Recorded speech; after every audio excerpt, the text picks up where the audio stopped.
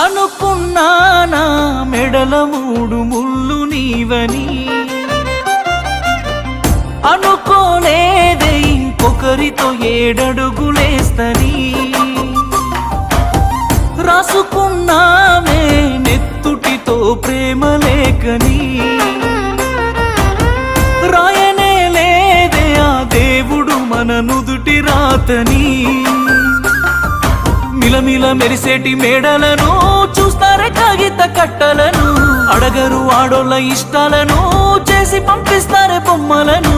చచ్చిపోయేంత ప్రేమే నాకున్నా, మనసు చంపుకొని నీకు దూరమవుతున్నా. బాగుండాలని కోరుకునేవాడిని, కోల్పోతున్నానని కాలిపోతుందే మది.